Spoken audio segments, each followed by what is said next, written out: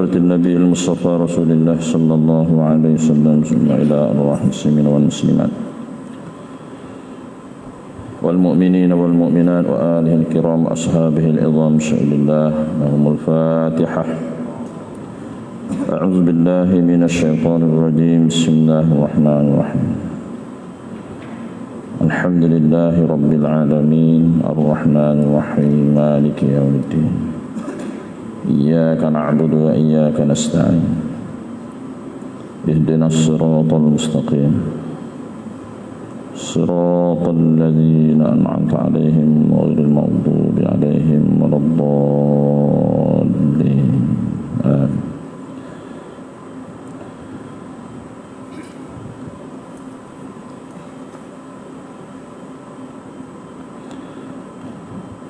أعوذ بالله من الشيطان الرجيم. بسم الله الرحمن الرحيم. بسم الله ما شاء الله لا يسوق الخير إلا الله. بسم الله ما شاء الله لا يصرف السوء إلا الله. بسم الله ما شاء الله لا يأتي بالحسنة إلا الله. بسم الله ما شاء الله ما كان من نعمة فمن الله. بسم الله ما شاء الله ولا حول ولا قوة إلا بالله العلي العظيم.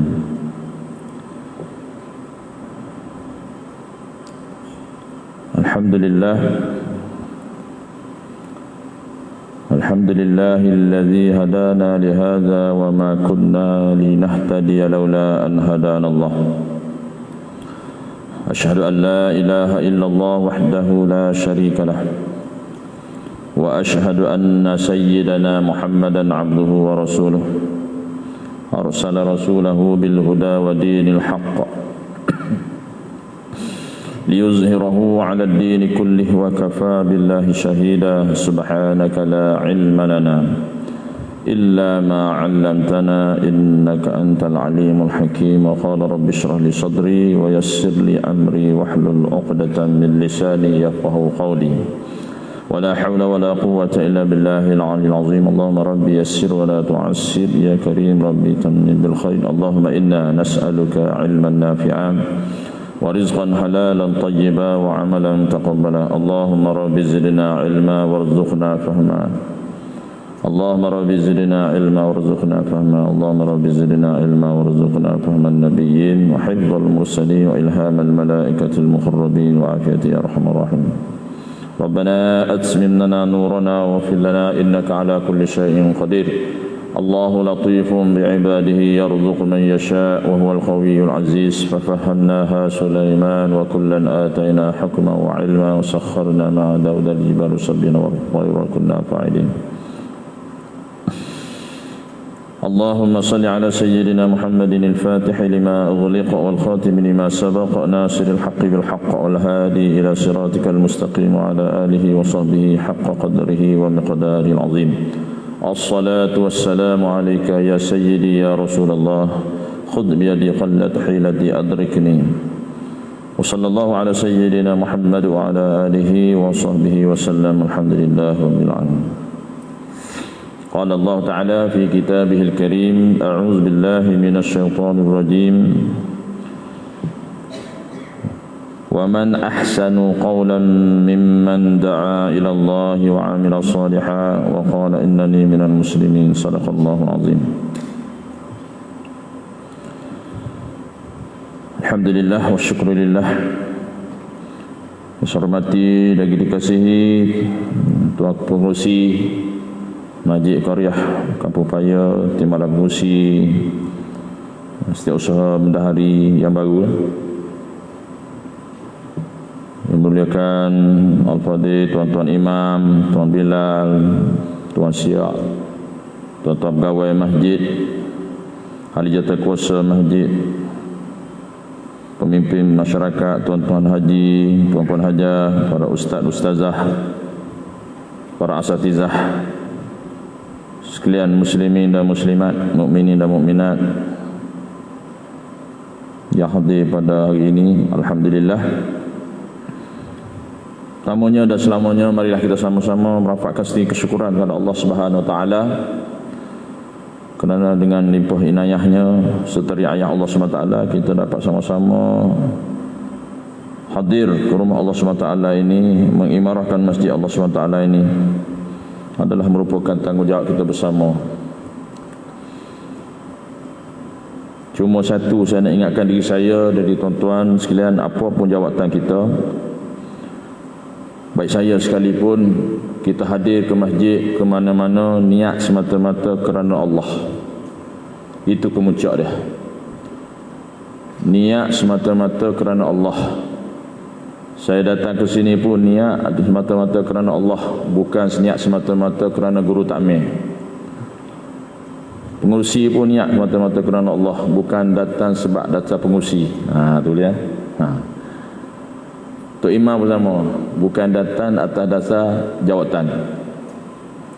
Kalau kita datang ke masjid atas dasar jawatan, mana tak kekal lama.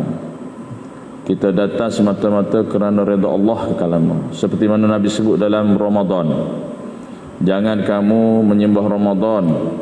Bila kamu menyembah Ramadan, secara Ramadan akan hilang daripada kamu, maka kamu tinggal.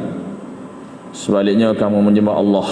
Bila sembah Allah bulan Ramadan ke mana-mana sampai ke mati, tetap kita bersama Allah. Itu pentingnya.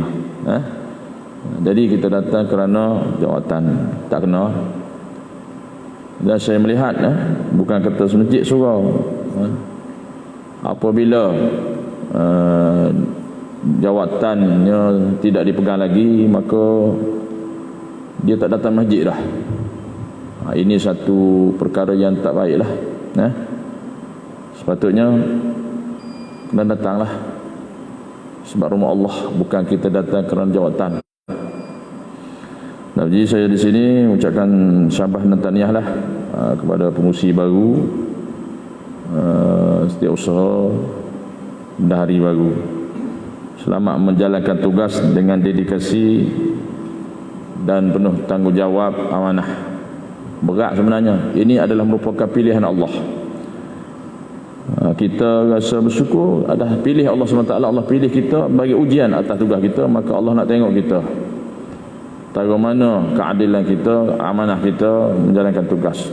Nampak zahirnya masyarakat lantik, tapi pada hakikatnya Allah lantik kita. Bersyukur pada Allah SWT untuk menggalah jawatan.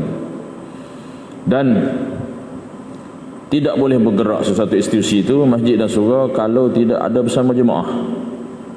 Kalau pengurusi seorang-seorang tak boleh. Jadi bergabung, bersatu, bersama-sama. Maknanya dalam satu kelompok, mana alaikum bil jamaah. Jadi berjamaah. Cuma kita ni di masjid tu, memanglah masjid ni rumah Allah, tetapi ada yang dipertugaskan, dipertanggungjawabkan untuk mentadbir. Dan kita lihat ada suara-suara sumbangan di luar sana mengatakan, ingat masjid hak dia punya ke? Itu tanggapan yang salah. Sebab ada tanggungjawab. Tanggungjawab. Nak apa-apa pun kena bagi tahu pengurusi, imam, ada tanggungjawab. Tanggungjawab dia ada yang mentadbir. Memanglah masjid ni rumah Allah, tapi takkan kita nak biar begitu saja. Contoh. Jadi insya-Allah saya yakin dan percaya dengan kewibawaan pengurusi yang baru, boleh juga timba-timba pengalaman dari pengurusi yang lama, berkongsi ilmu, berkongsi pengalaman untuk mentadbirkan masjid. Maknanya ada duit, ada dana, mana uruskan, cairkan duit masjid itu untuk maslahah orang ramai.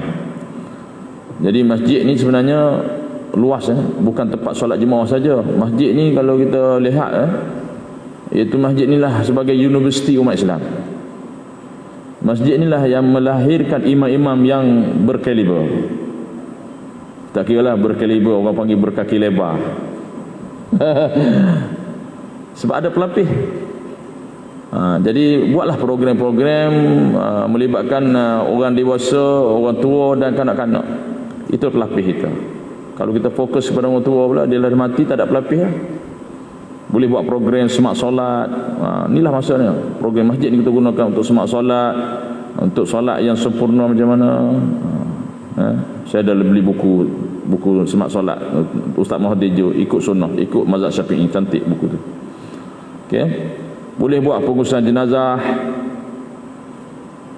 Kurang-kurangnya setahun sekali berjadi. Boleh buat apa lagi? Boleh buat kerusuh imam dan Bilal.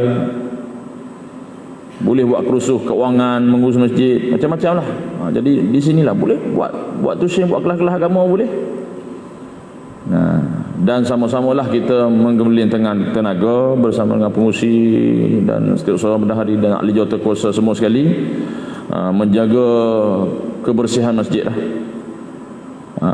Itu yang saya juga titik beratkan. Sebab tuan-tuan, rumah ni rumah ibadat, rumah Allah.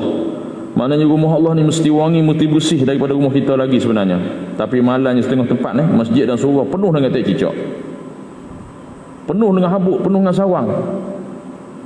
Kalau kita tengok masa saya pernah balik kampung, ada tengah surau tu tempat sembahyang, tapi Allah sujud tu kapek jadah macam nak muntah, pening. Dengan dakinya penuh. Jadah tu sampai tempat sujud tu berlubang kerana apa? Tak basuh. Ini tak kena. Tengok kipas dengan berdebunya. Apa nak kita buat gotong royong bersih masjid. Oi, walaupun kita buang dalam masjid tu black and white. Tahu tak black and white? Hitam putih. Tak cicak. Jangan mana ada hadis mengatakan kebuang tak cicak pun Allah ganjarkan bidadari syurga. Jadi alangkah malang kita hari ni ada JK semua sekali, ramai masyarakat ada duit, ada, kita boleh buat gotong royong untuk bersihkan masjid. Betul tak? Setuju? Sebab ini rumah Allah, bukan rumah kita. Bila sebut rumah Allah, pasti bersih daripada rumah kita. Boleh? Bukan, minta maaf ni, bukan saya nak cari salah ni. Bagi cadangan, lontarkan pengalaman-pengalaman yang mana kita dengar kawan-kawan kita. Jadi bersih. Mana masjid ni? Sebab ni masuk rumah Allah. Kita dah sebut rumah Allah. Jadi insya-Allah yang penting apa-apa pun masjid dan surau nak buat satu keputusan mestilah ada musyawarah. Musyawarah lah bahasa Melayu kita, musyawarah. Bahasa Arab musyawarah. Musyawarah dia semua sekali AJK, masyarakat, wakil-wakil supaya nak buat tu putus. Barulah tidak ada kata gini, tidak ada kata gini. Walau macam mana pun tuan-tuan ingat, kita buat macam mana yang terbaik sekali, pasti ada orang tak puas hati. Buat apa anda ada tak puas hati, tak buat apa ada tak puas hati. Sebab itulah kita ambil satu kunci, barang siapa yang mencari redha Allah Subhanahu taala walaupun orang tak suka, maka itulah yang terbaik. Sebaliknya jangan kita mencari redha manusia dalam masa kita mendapat murka Allah. Pegang situ kunci dia. Kalau kita layan manusia, kita peduli manusia sampai sudah, sampai mati tak selesai.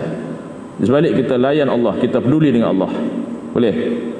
Faham ni cukup dah malam ni. Allahu Akbar. Saya lagi besar tanggungjawab tuan-tuan. Bukan nak kita riak terbangkat, lagi besar tanggungjawab. Saya ni adalah mata dan telinga daripada Jabatan Agung Islam Negeri Sembilan dan juga Jabatan Mufti Negeri Sembilan untuk menyampaikan kepada masjid dan surau. Lagi besar tanggungjawab dia. Kalau buat tak betul, tak padan dengan RM100 tu sekali kuliah. Jangan main-main. Jadi bukan itu semata-mata, bukan. Kerana Allah. Masing-masing kita ni kerana Allah, dipilih oleh Allah SWT. Ya. Dia secukup tu mukadimah tu. Ya. Baik tuan-tuan, sedang jemaah dari rahmati Allah SWT sekalian. Kita sekarang berada di bulan Sya'ban. Sedikit mukadimah sebelum kita ni. Persiapan menyambut Ramadan. Ramadan ambil sikatan nama Ra Mim Dad Alif Nun.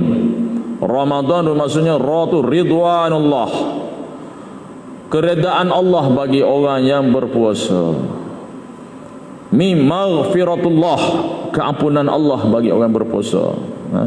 Nabi sallallahu alaihi wasallam bersabda, man shama ramadana imanan wa ihtisaban ghufira lahu ma taqaddama min dzambihi atau kama qala. Pada siapa yang berpuasa bulan Ramadan dengan penuh keimanan dan ihtisaban. Ihtisab maksudnya mengharap redha Allah, mengharap pahala daripada Allah, ganjaran, maka diampunkan dosa-dosa yang lalu. Besar tuan-tuan. Banyaklah kita tengok hadis-hadis fadilat Ramadan. Pada bulan Ramadan lah bulan Quran, bulan Ramadan, bulan sedekah. Tidak ada lagi baca Quran yang paling mulia bulan Ramadan. Tidak ada di sedekah yang paling mulia bulan Ramadan. Semua Ramadan. Solat sunat buat dapat fardu. Fardu 70 lebih. Berlipat-lipat kali ganda di bulan Ramadan. Jadi amat malah kalau kita bermalas-malasan dengan membuat alasan letih berpuasa. Tapi alhamdulillah masih kita boleh teruskan solat tarawih. Boleh buat 8, boleh buat 10, boleh buat 20. Ikut SOP. Buka puasa boleh tapau jarak. Buat jamuan masuk masjid tak boleh. Moral apa boleh? Kuliah takmir, kuliah maghrib tak boleh. Ikut macam mana? Kuliah subuh je boleh. Jadi kami guru takmir tahun ni rehat. Kalau ada orang panggil kuliah subuh, tapi subuh satu ahad saya penuh lah. Okay? Tak apa. Yang penting tarawih betul. Baik, maghfiratullah, keampunan Allah.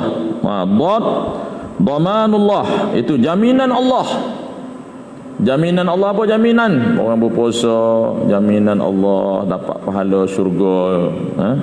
Dibukanya pintu syurga seluas-luasnya 8, ditutup pintu neraka. Yang mana Nabi sebut akhir sekali kita berpuasa bulan Ramadan ni seumpama kita mendapat gaji daripada majikan. Okey, dikatakan Ramadan awaluhu apa? Rahmah. Pada mulanya rahmat.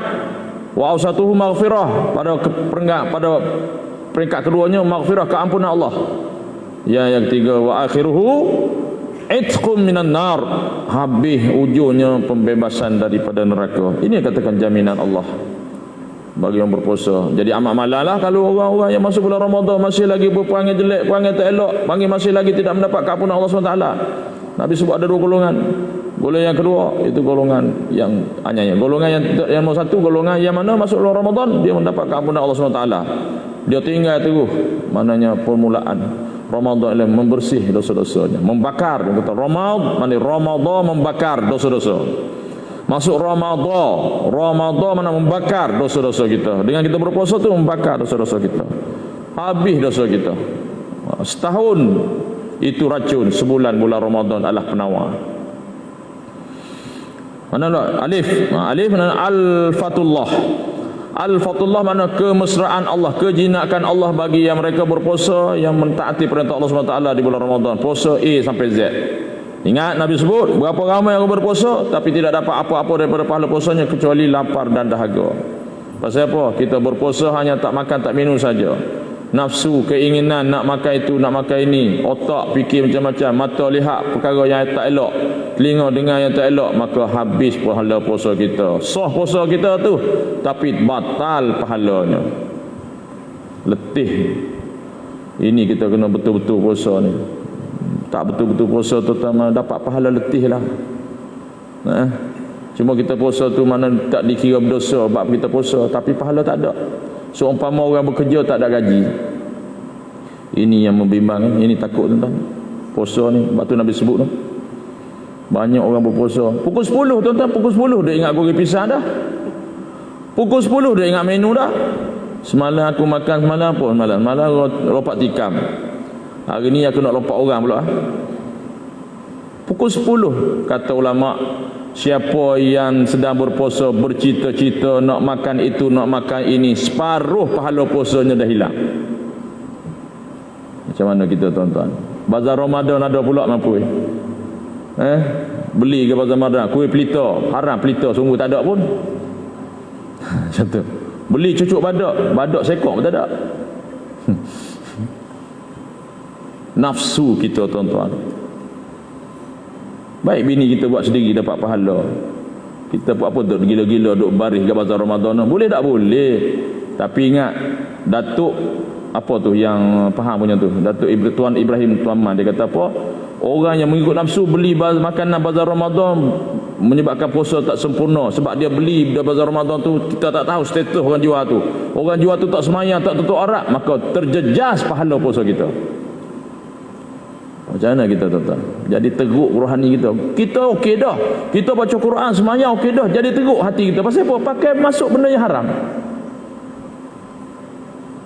Sebab apa? Air tangan orang tak semayang tu najis tu. pada hakikatnya. Nampak tuan-tuan, orang tak tasawuf lagi dia tinggal. Baik, nun nikmatullah, anugerah nikmat Allah Subhanahu wa taala. Baik, persiapan yang pertama sekali, persiapan ilmu. Pastilah nak berpuasa ni ada ilmu, iaitu mempelajari dan memahami tentang hukum ibadat-ibadat puasa, syarat-syarat sah puasa, wajib puasa, sunatnya, makruhnya, supaya kita menjadi yang terbaik sebagaimana firman Allah SWT, ya ayyuhallazina amanu kutiba alaikumusyamu kama kutiba alal ladzina min qablikum la'allakum tattaqun. Semoga kita menjadi la'allakum tattaqun, semoga kita menjadi orang bertakwa. Baik, yang pertama. Yang kedua, persiapan emosi jiwa, mempunyai perasaan yang penuh gembira dan penuh kerinduan ketibaan dengan Ramadan, sentiasa ditunggu-tunggu. Hingga ada sebut hadis, walaupun hadis ini dhaif, Nabi sebut, barang siapa yang rasa seronok, rasa gembira dengan ketibaan bulan Ramadan al-Mubarak, maka Allah haramkan jasadnya daripada neraka. Walaupun hadis ini dhaif, tapi boleh buat amal. Baik, begitu kata ulama. Ada orang yang beriman ni dia seronok nak masuk Ramadan, tapi orang munafik dia rasa risau, dia rasa gelisah nak sambut Ramadan. Suatu sekatan yang begitu hebat, mengalahkan SOP lagi. Pasal apa? Tak boleh nak masuk Maggi dah, tak boleh makan dah. Orang sahur pukul 5.30, dia sahur pukul 10. Dua kumpulan. Yang seronok, satu pun tak seronok. Baik, persiapan ekonomi, persiapan jiwa, maknanya jiwa kita, mendidik jiwa agar tarbiyah Ramadan yang akan dilalui nanti mendatangkan kesejahteraan dan kedamaian pada jiwa. Inilah masanya untuk kita mempertikatkan amalan. Baca Quran, bersedekahnya, Nabi sebut sedekah yang paling utama bulan Ramadan, bacaan yang paling utama Quran bulan Ramadan, sehingga mana baca Quran satu kata 70 kali. Banyak tuan-tuan. Solat sunat dapat fardu, banyak. Berlipat-lipat ganda. Maka beruntunglah kita masuk dalam Ramadan. Seterusnya, persiapan mental. Meletakkan asas pemikiran positif bahawa kedatangan Ramadan kali ini dah dihayati dengan sepenuhnya dengan azam yang baik, dengan jangan lupa berdoa kepada Allah SWT. Ya Allah, jadikanlah Ramadan pada tahun ini puasa kepada lagi terbaik daripada tahun yang lalu. Tak boleh lepas kita doa pada Allah. Dan sunat juga dalam kitab Nihayah ada sebut, sunat juga apabila kita melihat sanad bulan Ramadan, bulan-bulan Islam, terutamanya hilal Ramadan, baca doa, Allahumma ahillahu alaina bil amni wal iman was salamah wal islam wat taufiq lima tuhibbu wa tarda rabbi wa rabbukallah. Ya Allah, perlihatkanlah anak bulan kepadaku dengan aman, selamat, Islam dan taufik untuk kerja yang engkau suka dan rela. Tuhanku dan Tuhan kau, engkau kita cakap tu, Tuhanku dan Tuhan kau tu bulan ialah Allah. Baca, baca lagi apa? Hilalu khairin wa rushdin. 3 kali. Hilalun khairun wa rushdin. Mana bulan ini bulan yang terbaik. Hilalu khairin wa rushdin. Lepas tu baca lagi doa, amantu billahi alladhi khalaq, alhamdulillahi alladhi zahaba bishahri kaza wa jaa bishahri kaza, Allahu akbar, Allahu akbar, Allahu akbar, alhamdulillahi alladhi khalaqani wa khalaqaka wa qaddara laka manazila wa ja'alaka ayatan lil alamin. Dalam kitab Nihayah disebut. Saya baca dalam kitab Furu'ul Masail pada doa ni. Seterusnya persiapan sikap, yakni mempertikatkan, membuat persiapan untuk diri, keazaman yang nekat untuk kita menyempurnakan Ramadan dan menjaga solat berlipat kali ganda dan melipatkan amal-amal solat sunat, mengatur perancangan yang rapi untuk memburu Lailatul Qadar. Iaitu siapa yang mendapat Lailatul Qadar seumpama beribadat 83 tahun 4 bulan, 1000 bulan, terutamanya pada 10 malam yang akhir. Ini kita kena buat. Masjid boleh buat, qiyamul boleh. I'tikaf sampai pukul 12. Pukul 12 hingga pukul 4 tak ada tidur di masjid. Pukul 4 boleh i'tikaf, boleh qiyamul lail. Ini arahan SOP Pukul 4 sampai subuh. Jadi kalau 10 malam akhir tu kalau kita tak buat, macam mana nak dapat dan berikrar untuk melaksanakan tadarus Al-Quran sekurang-kurangnya sekali khatam bulan Ramadan. Dengan mana dalam hadis sebut, siapa yang baca Quran dan khatam Quran bulan Ramadan, maka majlis khatam Quran didatangi oleh 70,000 malaikat mendoakan. Sekali khatam Quran bulan Ramadan seumpama khatam 70 kali khatam Quran di luar Ramadan. Rugilah kita tuan-tuan. Dan tarawih, dan libatkan diri, isteri dan anak-anak supaya mengunjungi masjid dan surau untuk melaksanakan solat tarawih. Ini antara persiapan kita. Okey? Boleh Baik, baru nak masuk kitab. Baru nak masuk kitab tuan-tuan. Kita kena banyak tuan-tuan, banyak berzikir. Untung tuan-tuan, untung kita ni tuan, kita dipilih dalam masjid, untung kita kerana Allah pilih kita. Kita boleh semayang, untung kita kerana Allah pilih kita.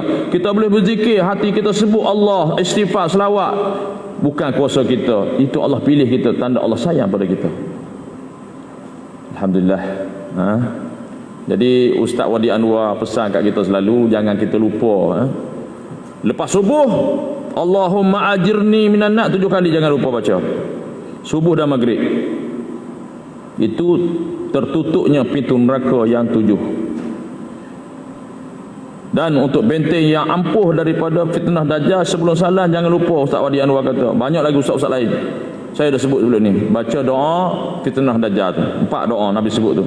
Allahumma inni a'udzubika min azabi jahannam wa min azabil qabri wa min fitnatil mahya wal mamati wa min syarri fitnatil masihid dajjal. Jangan tinggal. Dan hafal surah Al-Kahfi ayat 10 yang pertama, 10 yang akhir, untuk benteng daripada fitnah dajjal. Kita tuan-tuan, kata ulama, kita sekarang berada Covid dan kita akan lebih lagi ujian lepas ini. Itu kata ulama, itu kata Syekh Zainul Sri Asri Ramli. Itu tanda-tanda dajjal nak muncul. Lagi besar ujian selepas ini. Jadi kata ulama sufi, tidak ada lagi amalan yang untuk kita benteng daripada musuh-musuh Islam seperti Dajjal sebagainya, kecuali amalan-amalan kerohanian. Kerohanian, utamanya orang tarekat. Bacalah tuan-tuan. Selawat azimiyah tu jangan lupa. Selawat azimiyah tu baca. Datuk Syekh Fuad, guru kami, dia kata sekali lepas solat bacalah sekali. Allahumma inni as'aluka bi nuri wajhillahil azim allazi mala arkana arshillahil azim. Orang mati pun boleh baca kat dia 3 kali. Dia dekat kubur pun baca Allah. Selawat azimiyah ni maknanya salah satu untuk menyelamatkan kita, teman kita dalam kubur. Kalau tak boleh hafal selawat azimiyah, parak kita. Ini antara amalan-amalan ulama. Okey. Baik tuan-tuan. Buka surat 114. Kata orang Negeri Sembilan, 100 ompek boleh. Betul ya? Kau sumbang? Betul ya? Tak Zul kata betul. Dia bukan orang Negeri Sembilan pun. Dia orang Kelantan macam saya. Tapi tak apalah, kita terimalah, betul. Okey. 100 ompek boleh. Kata orang Negeri ya. Semoga Allah memberkati tuan-tuan guru kita. Qala musannifu wa nafa'ana bi ulumihi fid dharain. Amin. Ada satu lagi doa saya terlupa. Ini doa daripada Baba Dur Ami. Orang tanya dia, apa rahsia Baba umur 102 tahun sihat? Kau sebut dah ni? Belum? Baca 1 kali sehari. Saya pun sebelum ni tengok channel Baba Zu. Saya sebelum ni tahu Tok Guru baca ni, tapi tak amal. Bila sebut, doa ni rupanya, doa ni, tapi aku tak amal. Tu masalah tu. Doa ni rupanya, aku tak amal. Tu masalah tu. Ada 2 kali tu. Baca 1 kali. Allahumma inni as'alukal afwa wal afiyah fid dunya wal akhirah. Jangan kata lah.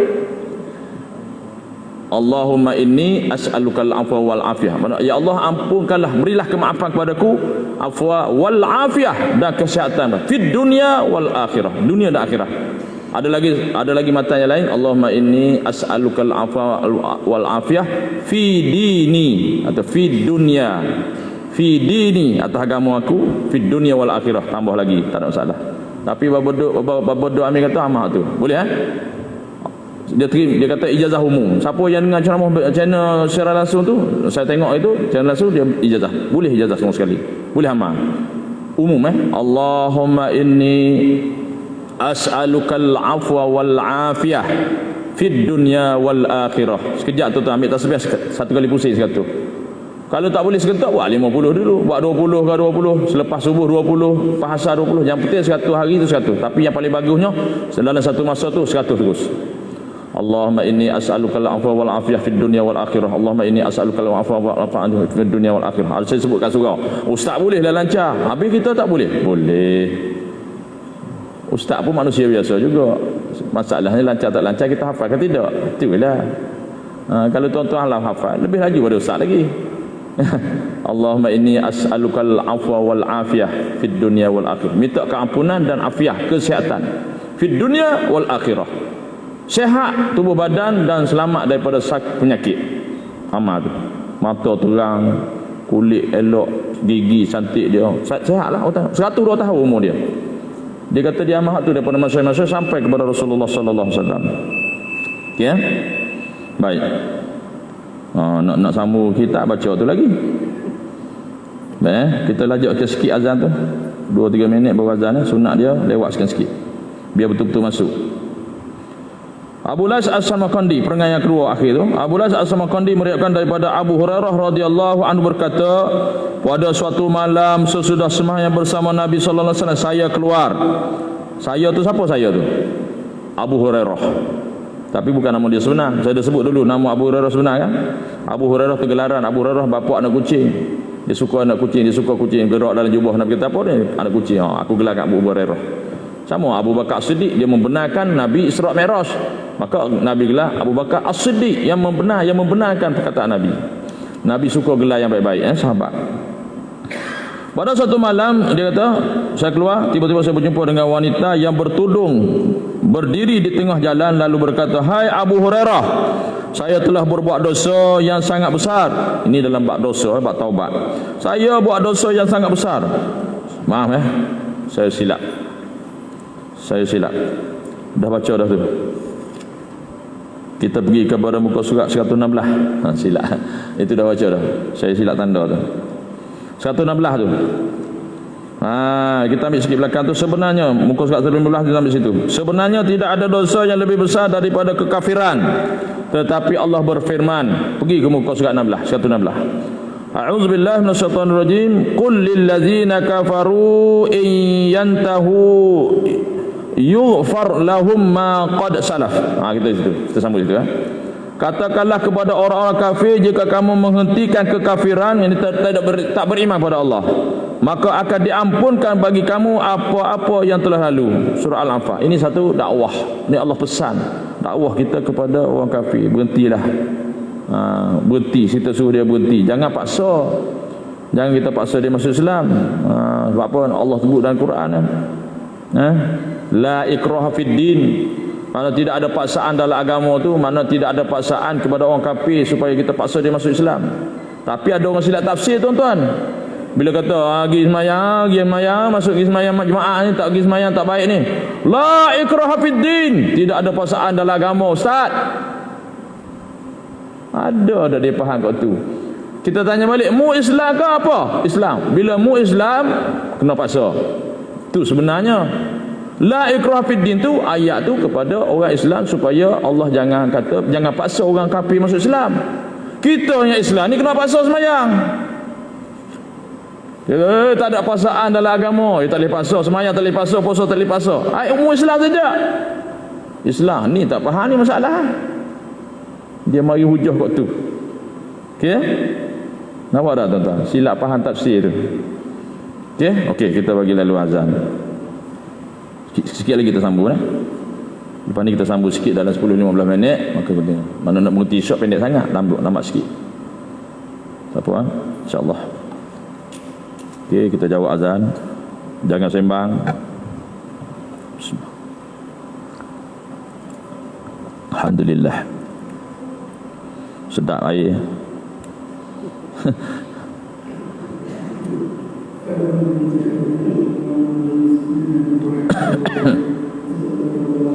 Allah.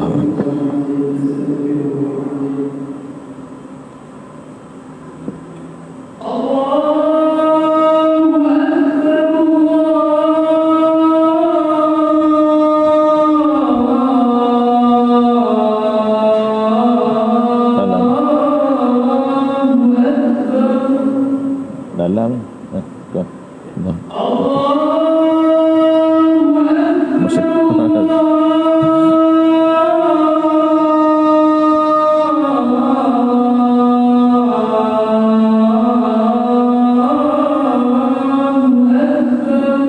Allahu akbar, Allahu akbar.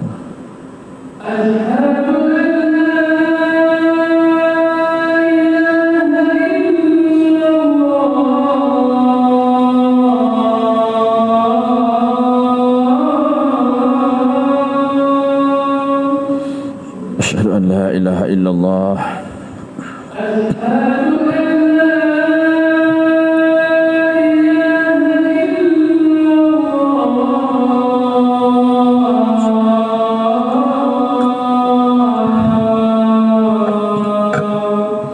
Asyhadu an la ilaha illallah.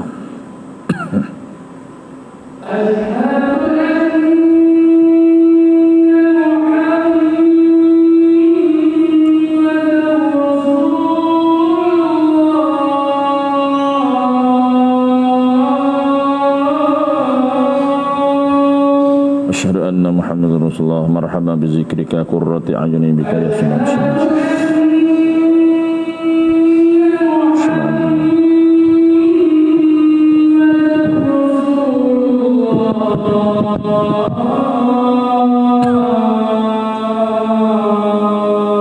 Asyhadu anna Muhammadar Rasulullah. Marhaban bi zikrika qurrati a'yuni bika ya Rasulullah sallallahu alaihi wasallam.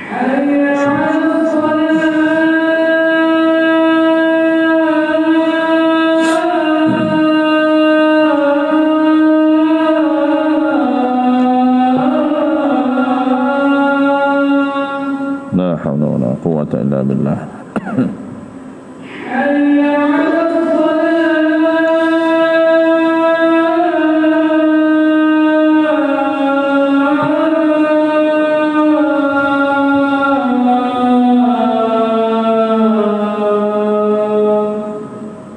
La hawla wa la quwwata illa billah.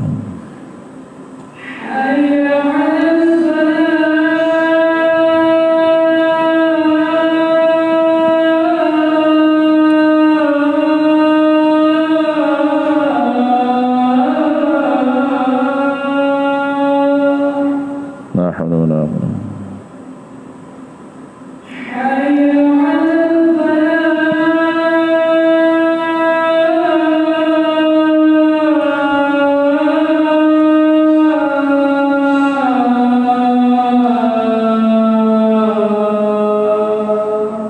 La hawla wa la quwwata illa billah.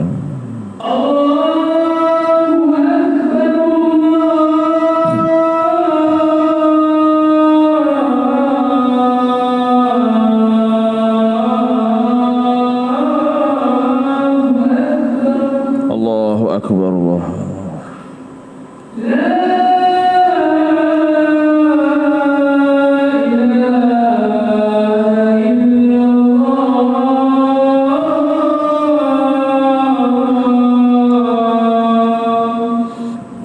La ilaha illallah Muhammadur Rasulullah.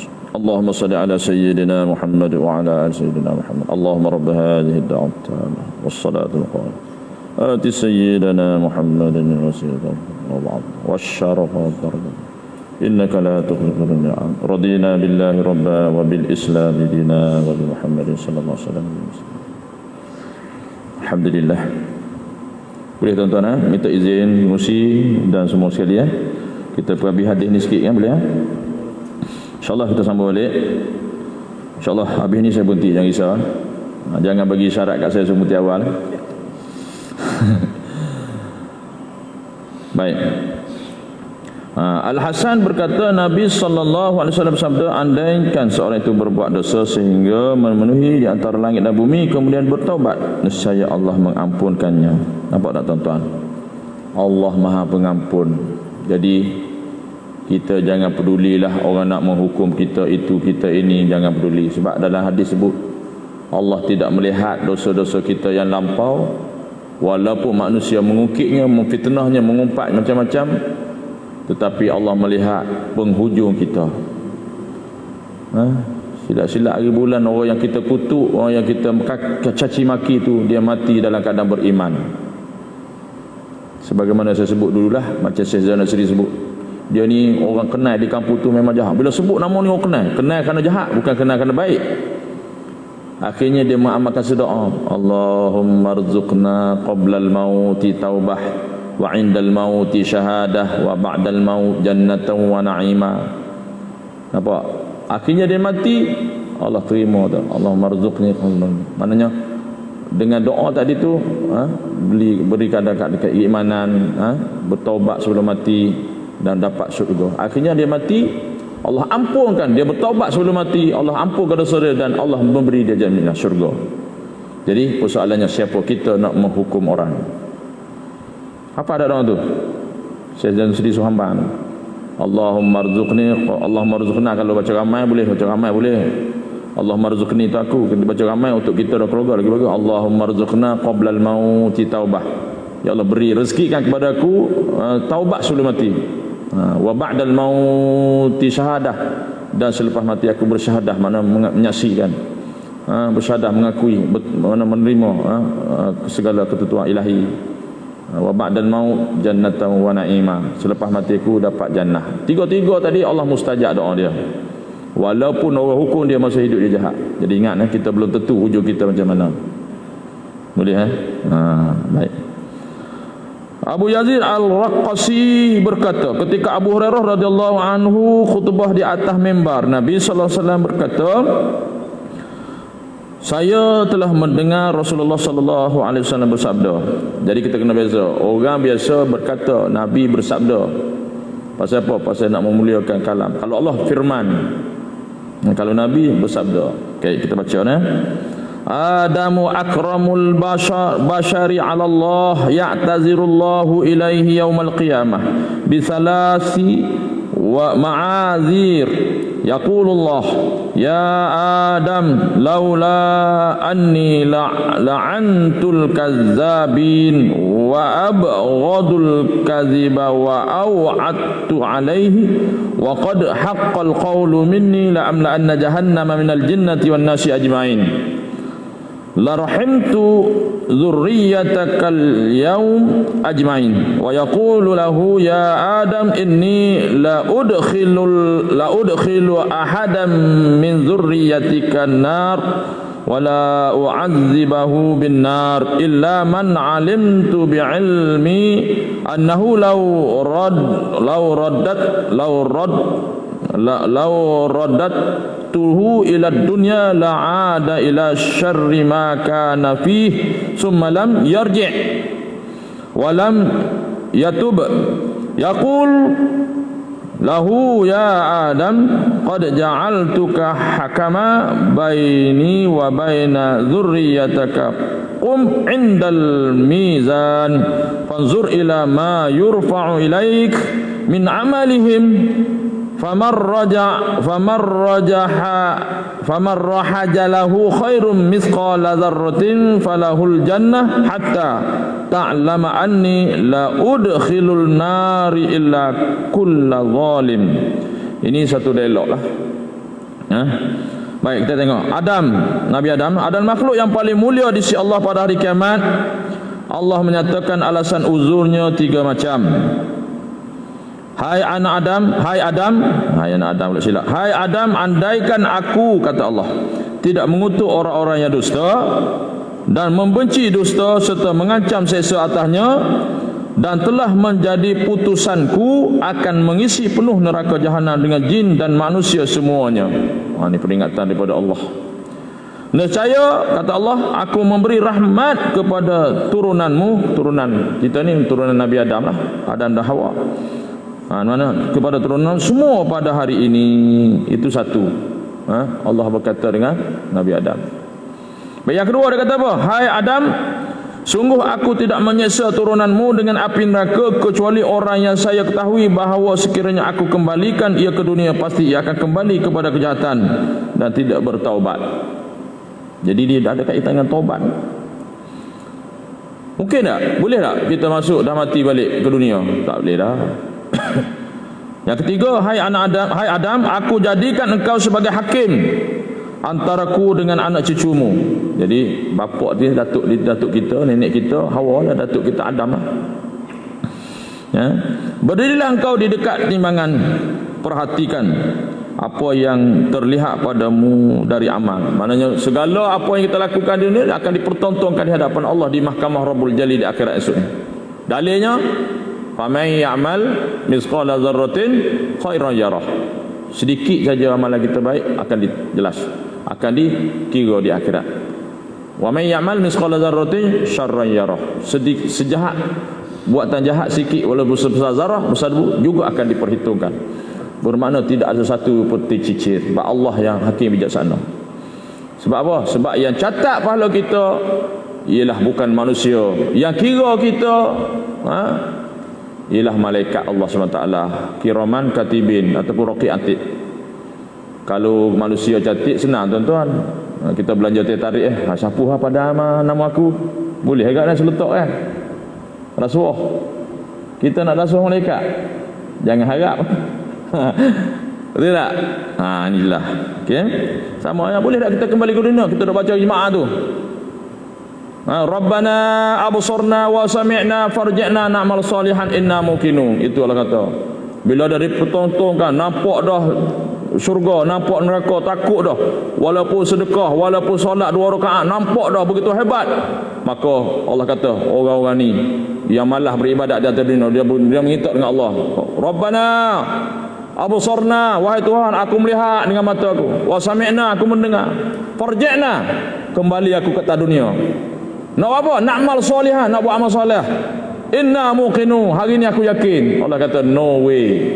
Itu saya tak, Allah tak kata gitulah. Itu saya kata no way, tak ada lagi. Allah kata apa? Aku bagi umur kamu 50 tahun, 60 tahun tak cukup lagi dah buat ibadat. Masa dalam ni, akhirat ni, dalam kubur, akhirat ni baru kau nak mengaku nak beriman kepada aku. Tak boleh dah. Tak boleh dah. Allah kata hari ni bukan hari buat amal lagi dah. Hari ini adalah hari perhitungan yang mana kita buat di dunia. Allah. Maka beruntunglah kita tuan-tuan kalau kita mati bertobat kepada Allah SWT, terhapus segala dosa-dosa kita. Yang penting kita mati bertobat. Dan mana mati sebelum mati bertobat ni juga adalah pilihan Allah SWT. Bukan kerana kita tuan-tuan. Ini pilihan Allah. Insan terpilih. Baik, kita harap itu. Baca doa tadi lah. Kita baca doa tu, penting doa tu. Saya selalu baca dalam sembahyang. Allahumma rzuqna qabla al-maut taubah wa 'inda al-maut syahadah wa ba'da al-maut jannatan wa na'ima. Jangan tinggal doa tu. Baik, kita doa minta hujung kita tu. Baik, sikit lagi dia kata apa tu? Berdirilah engkau di dekat timbangan, perhatikan tu, maka siapa yang lebih berat amal kebaikannya meskipun hanya sebesar semut, zarah tadi dah, maka baginya ahli syurga. Maknanya hadirnya Allah, walaupun kecil kita buat amal kebaikan, maka kita dimasuk syurga. Supaya engkau ketahui bahawa aku tidak memasukkan ke dalam neraka kecuali orang yang zalim. Wallahu alam. Apa dah tuan-tuan? Sebab itulah kita hari ni kita jangan pedulikan orang kata, walaupun kita buat sikit, kita ikhlas kerana Allah SWT, sebenarnya besar di sisi Allah di akhirat nanti. Yang mana Allah terima cuma satu je. Allah tidak akan memasukkan ke dalam neraka kecuali orang yang zalim. Kalau hidup di atas dunia kita zalim orang ni, kita zalim orang ni, mati tak sempat bertaubat, maka tak ada jalan lah kita nak masuk syurga. Apatah lagi kita hidup di atas dunia buat benda syirik, mati tak bertaubat, maka syirik itu kekal dalam neraka, tak keluar dah. Ini ijma' ulama'. Walaupun dosa kita banyak mana sekalipun, kesimpulan kita nak ambil hari ni, dosa banyak mana sekalipun, kita jangan lupa bertaubat kepada Allah SWT. Walaupun kita dah bertaubat, kita minta ampun, maka kita teruskan bertaubat. Kita teruskan bertaubat sampai mati. Itu sebenarnya sama ada zahir dan batin. Boleh kan? Ada doa tu, doa daripada selawat taubat pada saya tak bagi lagi kat tuan-tuan tu. Ini doa taubat selawat taubat, saya lupa.